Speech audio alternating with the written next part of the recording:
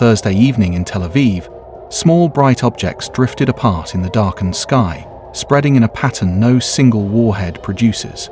These were cluster munitions. President Trump has not ruled out boots on the ground in Iran. Are you afraid of a U.S. invasion in your country? No, we are waiting for them. You are waiting for the U.S. military to invade the ground troops? Yes.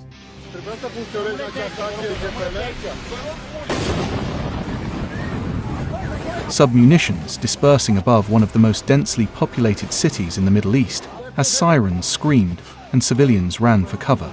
Families pulled children toward public shelters in the dark, while Iran launched what state media called a hybrid drone and missile attack against Israel. This was not a conventional barrage.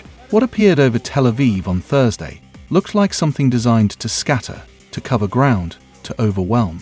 The footage shows it clearly. Flaming projectiles fell like rain across central Israel, each one a 2.5-kilogram bomblet carrying enough explosive to kill anyone within its blast radius. The warhead opened at altitude and released somewhere between 20 and 80 smaller munitions across an 8-kilometer radius, according to the Israel Defense Forces. They have no propulsion and no guidance. They simply fall and detonate on impact. Or they fail to explode and sit there like landmines, waiting for someone to step too close. This was not the first time. Iran launched cluster missiles at Israel during the June 2025 war, hitting Beersheba on June 20th and Rishon LeZion south of Tel Aviv on June 22nd. Amnesty International analyzed photos and videos showing cluster munitions that struck inside the Gush Dan metropolitan area around Tel Aviv on June 19, 2025, documenting multiple impact craters consistent with submunitions in densely populated areas. Haaretz reported on March 5, 2026, that Iran has fired at least 6 cluster missiles at Israel since the current war began on February 28. On March 1st, the IDF confirmed Iran launched a ballistic missile with a cluster munition warhead at Israel. The missile hit central Israel, dispersing submunitions that caused injuries to at least 12 people and damage to homes and vehicles. Tel Aviv District Police Commander Haim Sargaroff told reporters at the scene on March 3rd that impacts were reported at multiple locations in the center of the country from cluster bomb warheads, causing damage and injuries. Police bomb disposal experts found evidence of cluster munitions after incoming missiles from Iran were detected on Wednesday. Cluster munitions are banned under the 2008 Convention on Cluster Munitions, signed by 112 countries. The treaty text is explicit, stating that cluster bombs kill or maim civilians, including women and children, obstruct economic and social development, impede post-conflict rehabilitation and reconstruction, and delay or prevent the return of refugees for many years after use. Neither Israel nor Iran are signatories, and neither side in this conflict appears constrained by that consensus. The IDF Home Front Command warned the public not to approach any missile remains they find on the ground because the unexploded bomblets effectively act as landmines, dangerous to anyone who happens upon them. Israeli police published a public service announcement on Friday explaining the dangers of cluster bombs after at least one such munition hit the country. Human rights groups have long campaigned for cluster bombs to be banned due to the random, indiscriminate nature of the threat they pose, unlike other munitions that can be used to precisely target combatants while minimizing harm to civilians. Iranian state television titled their broadcast rocket rain on the way to Tel Aviv, showing video of light trails from cluster munitions dispersing across the night sky. The Islamic Revolutionary Guard Corps announced the attack through state media, describing it as a combined drone and missile operation. The word hybrid is deliberate, signaling deployment of multiple weapon systems in coordinated waves, a strategy Iran has refined over weeks of sustained strikes under Operation True Promise 4. Israeli authorities announced there were no casualties across several areas in central Israel, including Shamir, Berkut, and Elad, after Thursday's attack. That statement is notable for 2 reasons.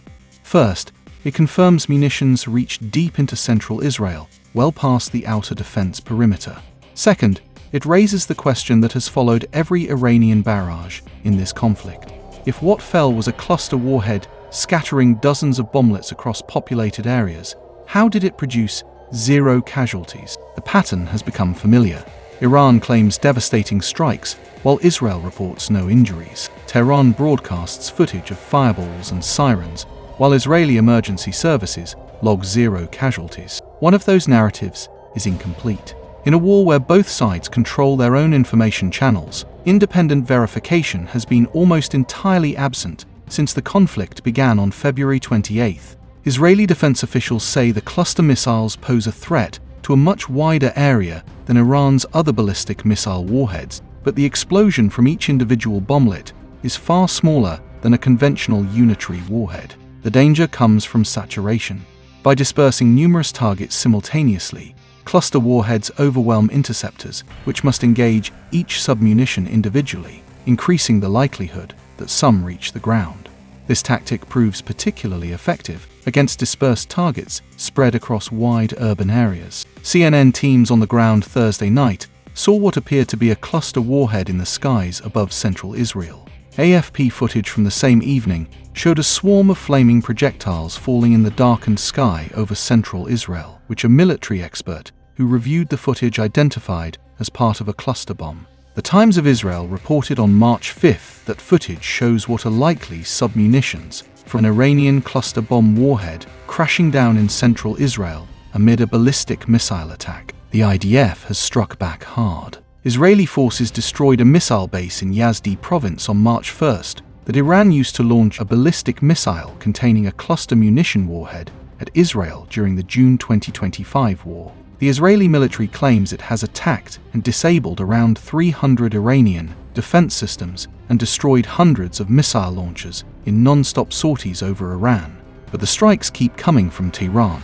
Iran describes its campaign as a firm and managed rhythm of launches, which is the language of attrition rather than a knockout blow. Hezbollah has joined the fight, launching missiles toward Israeli positions in northern Israel. The IDF reported 2 soldiers moderately injured in southern Lebanon, describing simultaneous launches from Lebanon and Iran aimed at Israeli territory. Iran and its proxies appear to be coordinating timing to stretch Israel's defensive architecture across multiple axes. The cluster warheads over Tel Aviv fit that logic.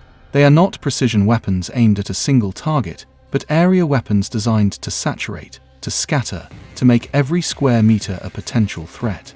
If Iran is deploying cluster warheads against Israeli cities, it is a deliberate choice to escalate not just the intensity, but the character of the war. The use of such weapons against population centers has been condemned by virtually every international humanitarian organization. The footage tells the story. Small bright objects dispersing in the sky, sirens blaring below, shelters filling with frightened civilians. The cluster warheads over Tel Aviv may not have killed anyone Thursday night, according to Israeli reports, but what they represent is not measured in body counts. It is measured in the type of war both sides are now willing to fight. Area weapons over civilian cities, sustained waves designed to exhaust rather than destroy. This is no longer a series of retaliatory strikes, but an architecture of escalation that shows no sign of slowing down.